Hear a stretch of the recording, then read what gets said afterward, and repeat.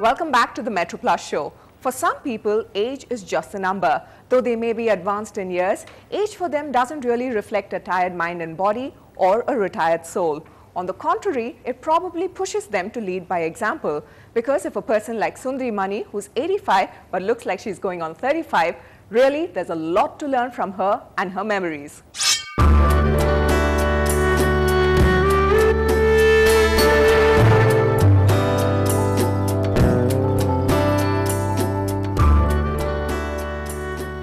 The sound of the walker announces her arrival.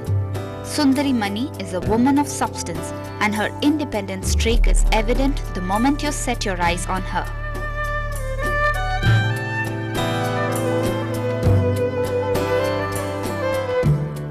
She is all of 85, but Sundari has the spirit of an 18-year-old. Far from leading a relaxed, retired life, her days are spent answering calls and attending association meetings.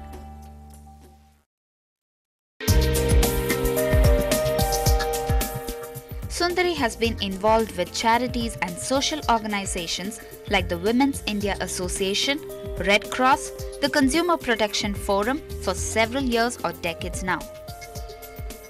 Sundari was born with the concept of social justice in her genes.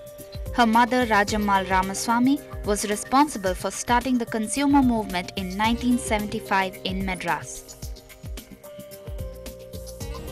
She started it because she got thoroughly fed up with the ration shops. I remember her taking a whole plate full of pulka rava and taking it straight to Patwari, the governor. Says this is the sort of thing your civil supplies is supplying the ordinary people. It was a way of living for Sundari's family, all of whom served the government in some capacity or the other. Sundari's father, Mr. Ramaswamy, was a district judge, and Sundari herself married an ICS officer, N.S. Mani. She also spent most of her childhood with her granduncle, Sir P.S. Shivaswamy Iyer, who was then the Advocate General of Madras. Sundarma was built, I think, in 1818. Very cool green house, big house, and huge compound. So we used to thoroughly enjoy ourselves there. Lot of big wigs used to come to meet him. I remember distinctly he's expecting the next day Dadabhai Nauroji. Then Madan Mohan Mahalavya was a very great friend of his. So I remember him with gratitude. I remember him with pleasure. And best of all, he took me one day to the Madras Literary Society in his Brewham. Oh, that day I was so proud. Mother put me in a new frock and she said, you are not to make any noise because all the white people will be there. So you must chop chop. So just like that I sat and went there and came. And that was a nice experience.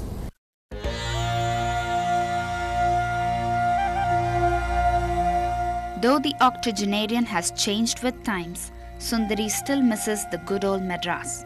Her earliest memories of the city goes back to South Mara Street, where she would visit her aunt during summer vacations.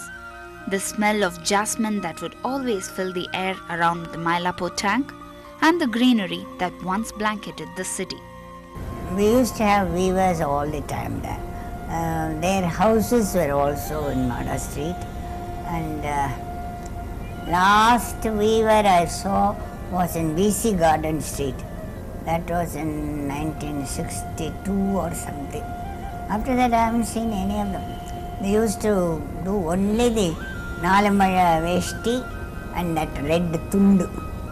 And their god was the Pillayar in the Malleshwara temple.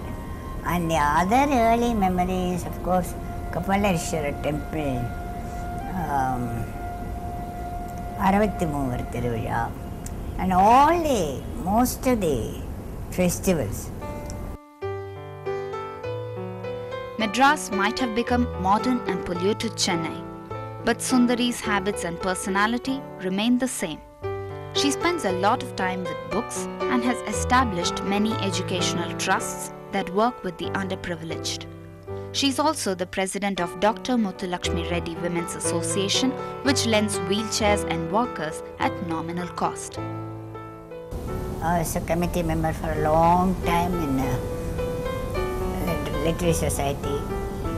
I was on the censor board for 8 years. But appove in Kudikirde, running around the tree, meaningless songs, adella onnurthu. She takes heart when she sees more girls getting educated and traditional institutions like Kuppasamy Shastri Research Institute and the Sanskrit College flourishing. And it's these positive changes that gives Sundari Mani the strength to keep on walking.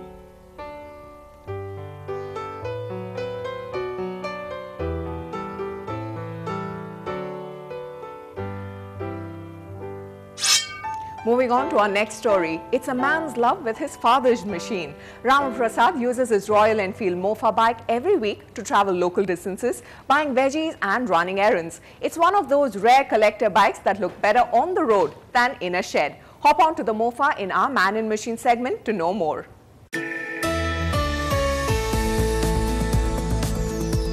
Contrary to popular legend, Royal Enfield doesn't make just big bikes. The company likes small too. While Royal Enfield did focus its energies on regular transport bikes, low-powered and small-sized motorbikes still figured high on its priority list. Royal Enfield made the 125cc WD RE for World War II paratroopers.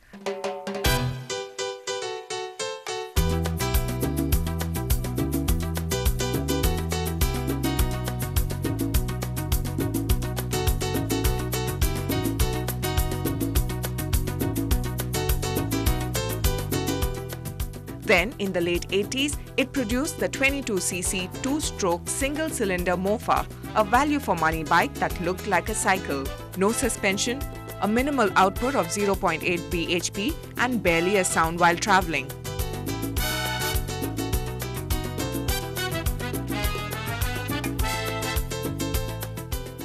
The Mofa's USP was its fuel efficiency, something that appealed to Ram Prasad's father when he bought it almost 30 years ago.